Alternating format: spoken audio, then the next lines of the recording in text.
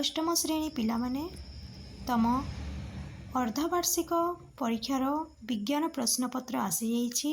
प्रश्न सह उत्तर मु देइछि, तमने सब देखिकी काली निहाती जाइथिबो। 1 नंबर क निम्नोक्त मध्यरु केउटी रबी फसल अंतर्भुक्त?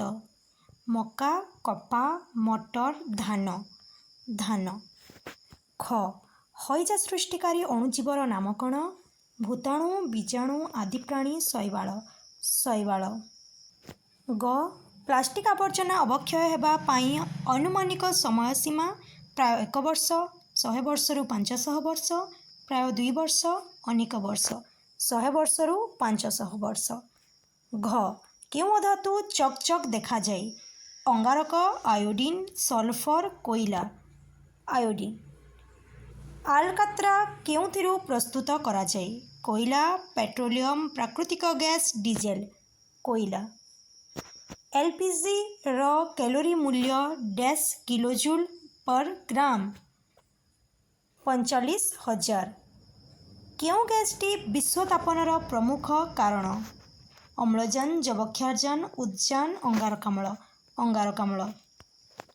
ज केउ अंशटी प्राणीकोशरे नथाए? कोशभित्ति, न्यष्टि, माइटोकॉन्ड्रिया, कोशझिल्ली, कोशभित्ति।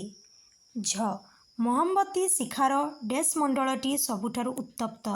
दीप्तिमान, दीप्तिहीन, अतिदीप्त, समस्त मंडल। अतिदीप्त। न्य तुमे व्यवहार करुथिबा मशारी सूता केउथुरु प्रस्तुत हुए? पॉलीप्रोपिन, एक्रिलिक, पॉलीथीन, फर्मिका। पॉलीप्रोपिन। 2 नंबर समस्त प्रश्नर उत्तर दिय। क फसल काहाकु कुहा जाए? गोटिए स्थान रे बड़ क्षेत्र रे बहु परिमाणर गोटिए प्रकारर उद्भिद लगाइबाकू फसल कुहा जाए। ख अणुजीव माने नथिले परिवेशर कौन असुविधा हुअंता? अणुजीव नथिले मृत उद्भिद और प्राणी मानकर विघटन होई नथांता एवं परिवेश अपरिष्कार होई रहंता। ग प्लास्टिक्स केते प्रकार और कौन कौन? प्लास्टिक्स मुख्यतः 2 प्रकार, थर्मोप्लास्टिक्स एवं थर्मोसेटिंग प्लास्टिक। घ लौह कलंकी किपरि सृष्टि हुए? लौह जल एवं वायुर अम्लजान सहित प्रतिक्रिया करी लौह कलंकी सृष्टि हुए। व पेट्रोल और सीएनजी मध्य सीएनजी को अधिक गुरुत्व दिया जाए कहीं? सीएनजी पेट्रोल तुलन में कम प्रदूषणकारी और अधिक परिवेश अनुकूल होइतिबारु एहाकू अधिक गुरुत्व दिया जाए। च अम्लवृष्टि किपरि सृष्टि हुए?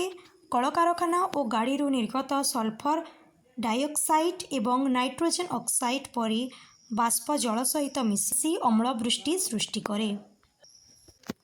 छ स्थानिक जाति कहिले कौन बुझा जाए?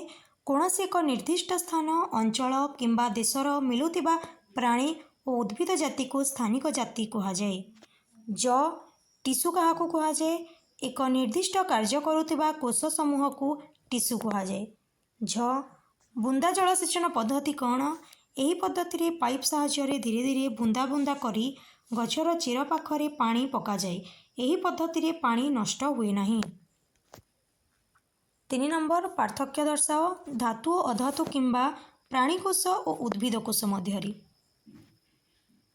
धातु एगुड़िक उत्ताप और विद्युतर सुपरिवाही, एगुड़िक घातवर्धनीय और तन्य, एगुड़िक शब्दायमान। अधातु एगुड़िक उत्ताप और विद्युतर कुपरिवाही, एगुड़िक धातवर्धनीय और तन्य नुहंती, एगुड़िक शब्दायमान नुहंती।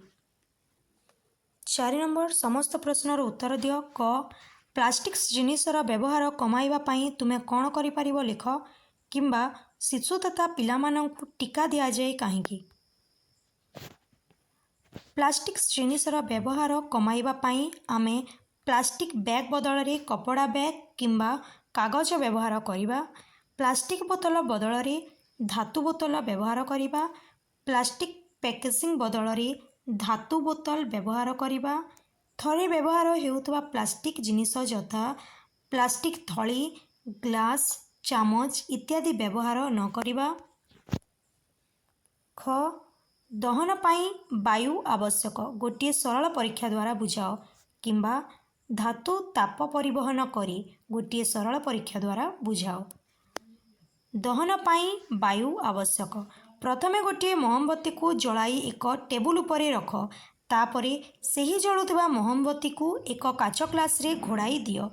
କିଛି ସମୟ ପରେ ତୁମେ ଦେଖିବ ଯେ ମହମବତୀଟି ଆପେ ଆପେ ଲିଭିଯିବ। ଏହି ପରୀକ୍ଷାରୁ ପ୍ରମାଣିତ ହୁଏ ଯେ ମହମବତୀ ଜଳିବା ପାଇଁ ବାୟୁର ଆବଶ୍ୟକତା ରହିଛି। ପିଲାମାନେ, ଆଶା କରୁଛି ତୁମେମାନେ ସବୁ ଏହା ଦେଖିକି ଯାଇଥିବ ଏବଂ କାଲି ପରୀକ୍ଷାରେ ନିଶ୍ଚିତ ଭଲ କରିବ।